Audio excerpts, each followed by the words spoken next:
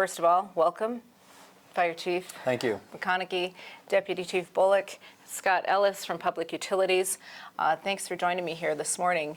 I, along with everybody in Sandy, has just kind of been wrapped as we've seen the scenes from the wildfires in Los Angeles and sending our firefighters off last Thursday morning and hearing what they're experiencing. I'm hoping that you can give us a little bit of an update on what their experience has been, number one, and confirm that they're all doing well and safe.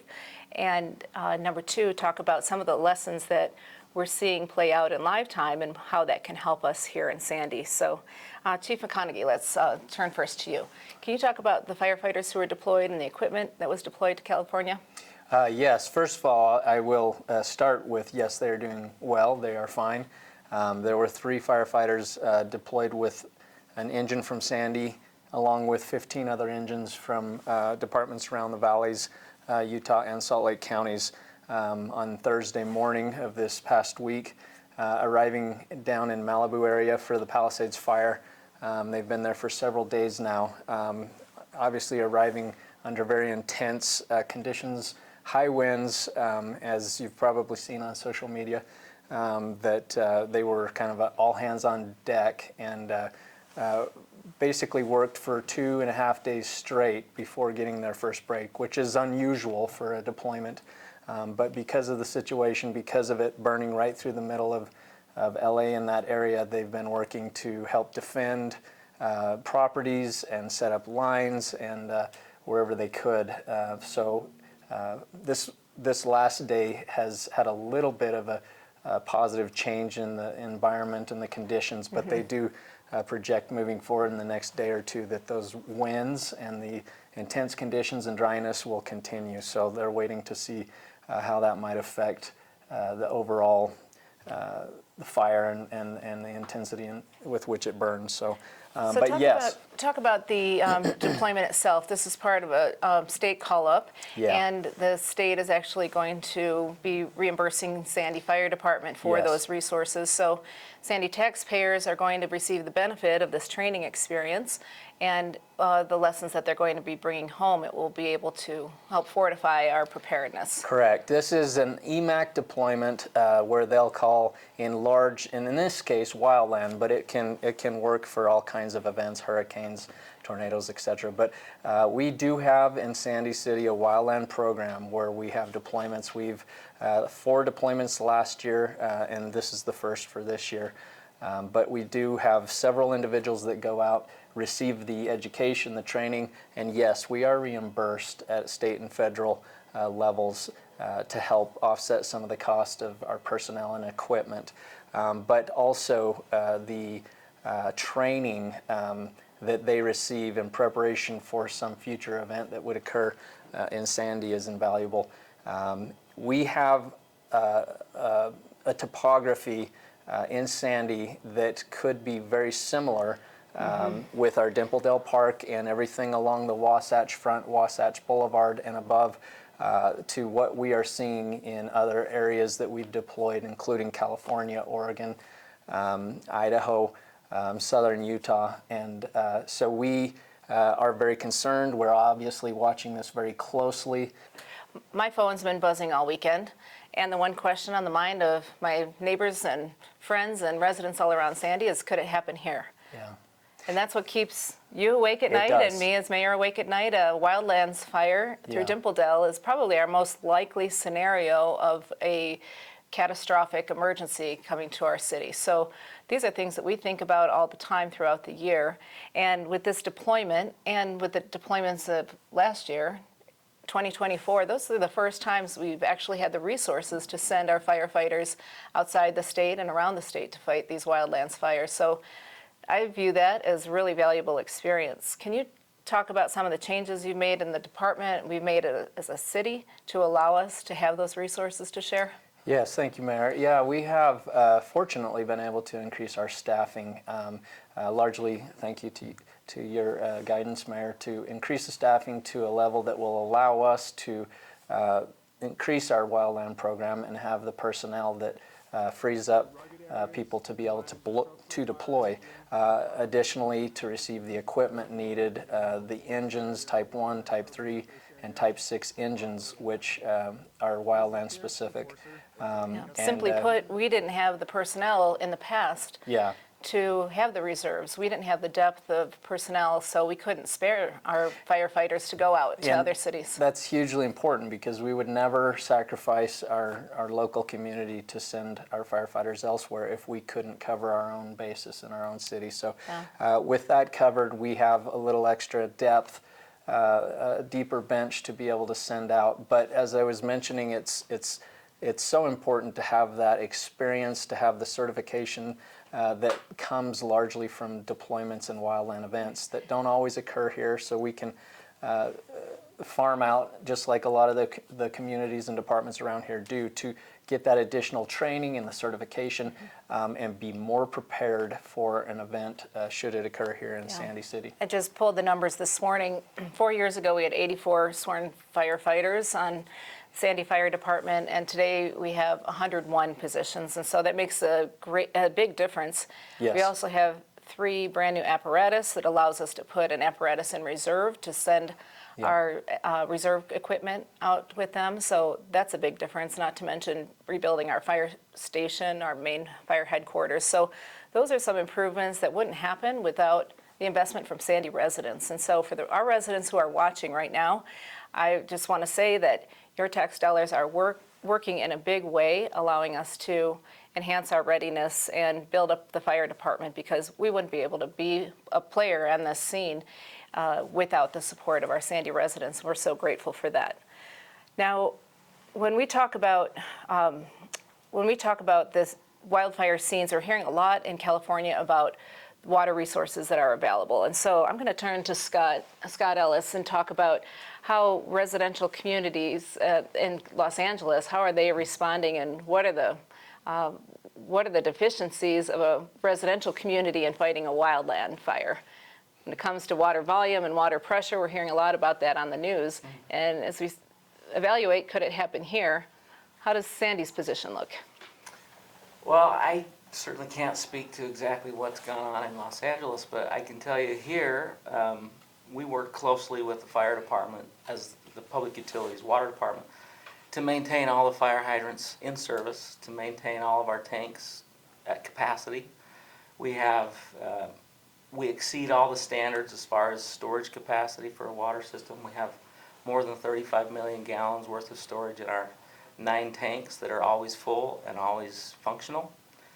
And we have over 7,000 fire hydrants, of which due to car accidents, we may have one at a time that's out of service, but they get fixed within a 24-hour period. So our system is always ready, and our tanks are always full, and we have capacity to fight fires anytime.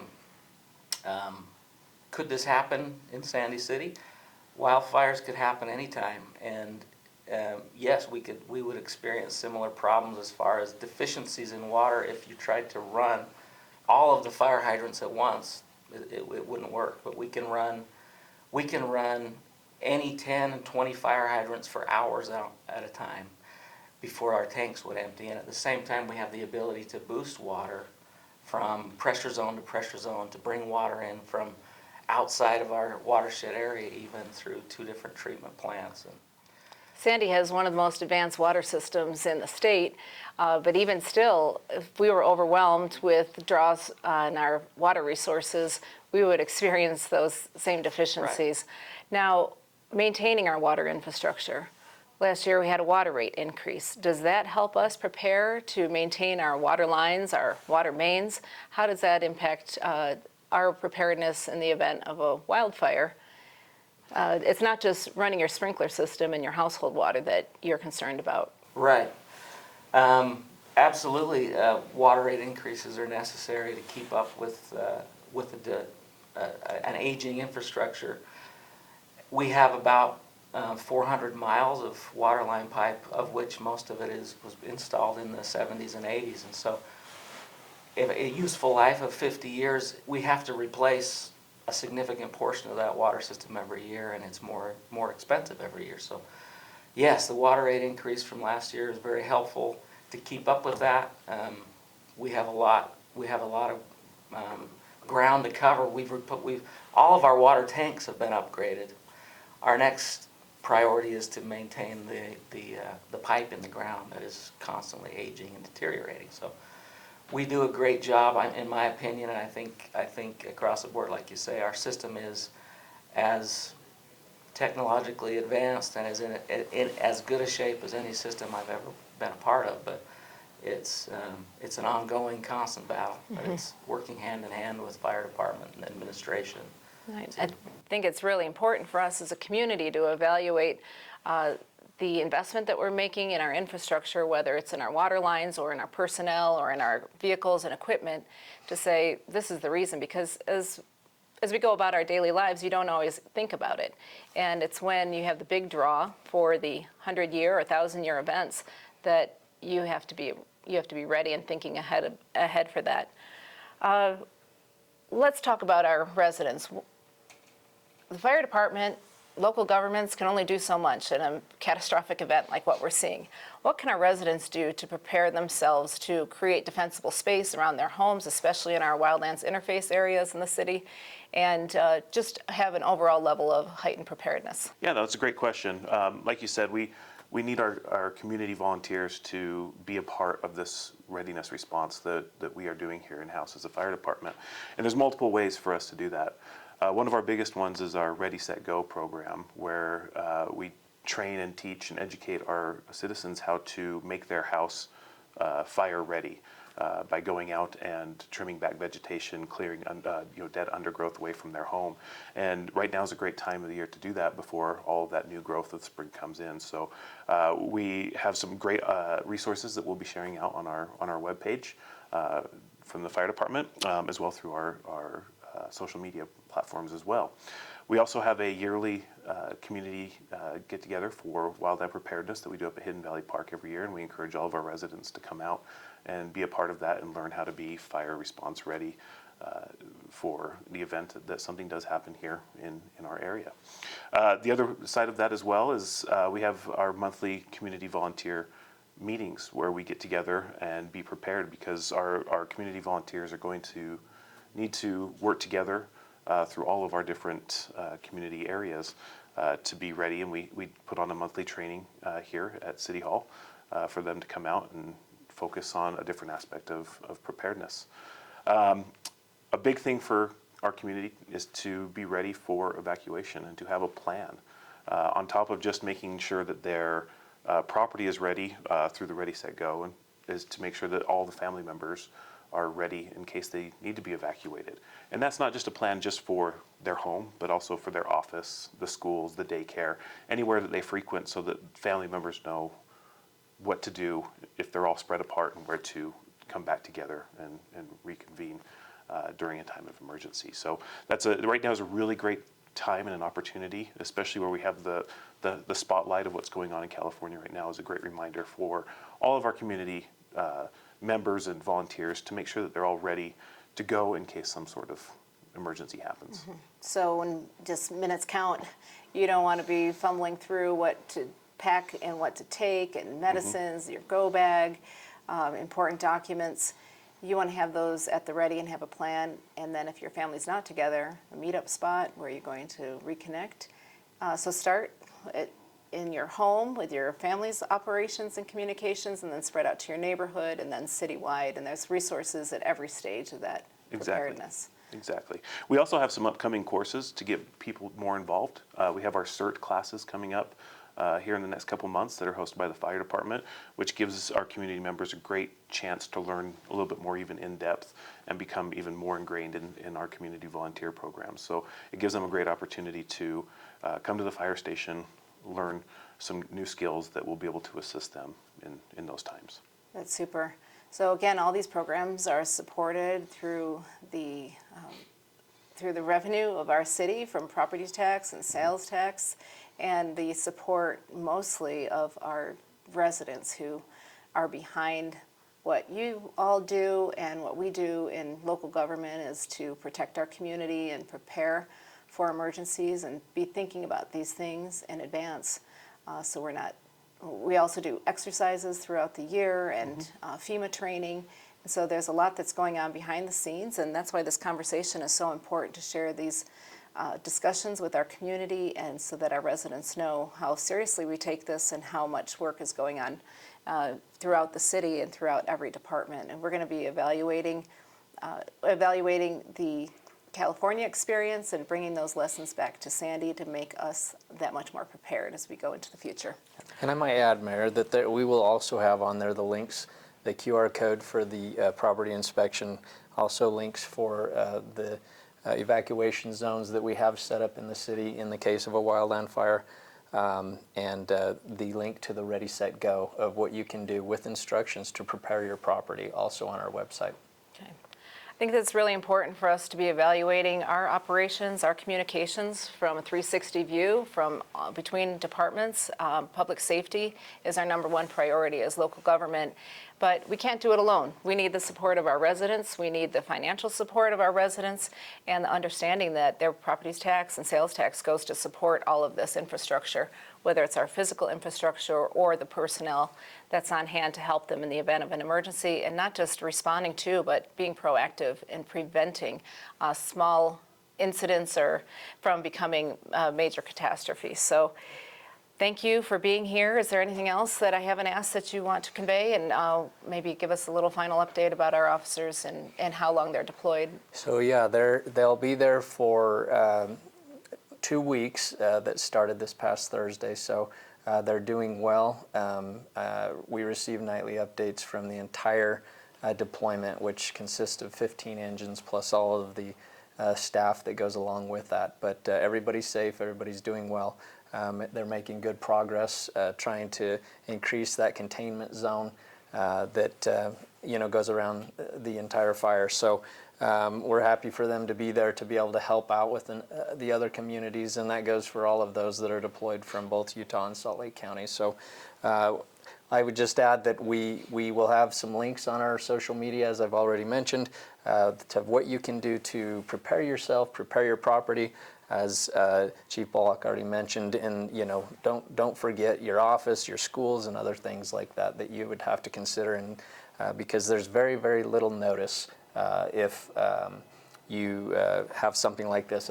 As we've seen over the news, that people with just minutes have had to grab things and leave. So to have that prepared, to have a to-go bag, to have everything ready to go, gas in your car, and things that are ready there in the case of a deployment. Obviously, things change with the climate. If we had the hurricane force winds and we had the high temperatures and the heat and the dryness that they are going through right now, we absolutely could have a very similar incident. So preparation is key.